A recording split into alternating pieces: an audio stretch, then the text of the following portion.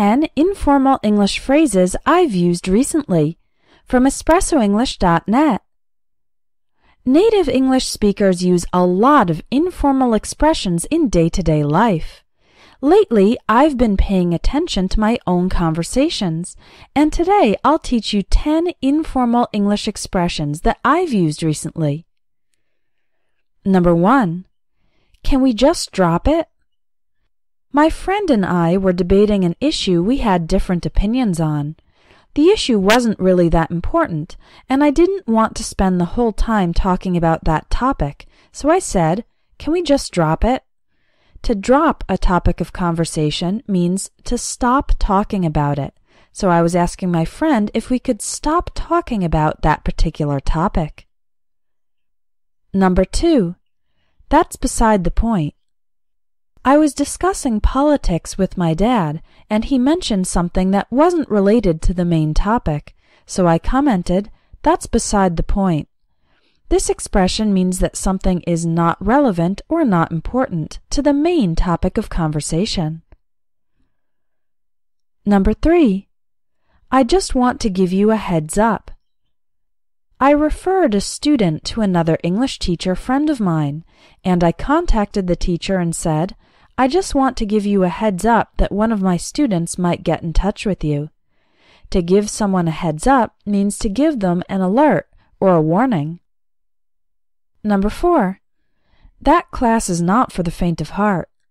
In a conversation about different types of fitness classes available at my gym, I saw one that's especially intense and said, "That class is not for the faint of heart." If something is not for the faint of heart, it means it's not good or not appropriate for people who are disturbed by unpleasantness or challenge. In other words, you need to have courage and strength in order to endure it. Number 5. They make you jump through a lot of hoops. I was describing a long and complicated bureaucratic process and remarked that they make you jump through a lot of hoops. To jump through hoops means having to do a lot of ridiculously difficult or complicated things in order to achieve your goal. This expression is often used when a process is unnecessarily complicated. It could be simple, but the people in charge make you jump through hoops. They require you to do complicated things to complete it. Number 6. You need to stand your ground. My friend was in a difficult situation where her family wanted her to do something, but she didn't want to.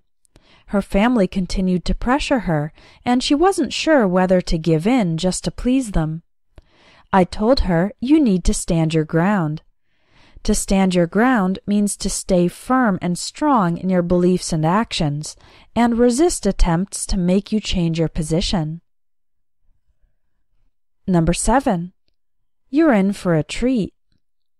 We were going to eat a particular food that my husband had never tried before, and I told him, "You're in for a treat." A treat is something special, something that's not part of your normal routine. You only have it occasionally. That is good and enjoyable. The expression "you're in for" is an informal way to say you're guaranteed to have or you're going to have. So, you're in for a treat means you're going to have something special and good. Number 8. A lot of other companies are following suit. I was talking about a website that started offering free shipping on its products, and I said that a lot of other companies are following suit. To follow suit means to follow someone else's example, to imitate, to do the same thing as someone else.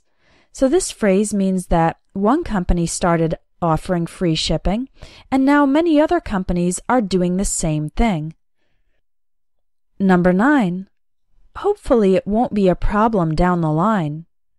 In a conversation about dental care, I said I was going to wait a little while to have a procedure done, and said, "Hopefully it won't be a problem down the line."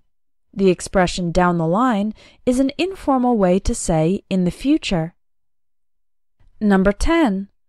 We crossed paths a couple of times last year. My mom asked me about how often I've seen a particular person, and I replied that last year we crossed paths a couple of times. To cross paths with someone means to meet the person or be in the same place as the person by chance. It wasn't a planned encounter. It's much easier to learn and remember phrases when you can see them in context. But if you don't live in an English-speaking country, where can you find conversations to learn from? You can listen to podcasts and interviews, but they don't explain the expressions you might not know. In my Everyday English Speaking course, you'll listen to short conversations and then learn the phrases frequently used by native speakers. Click on the link in the video to take a free sample lesson on telephone English.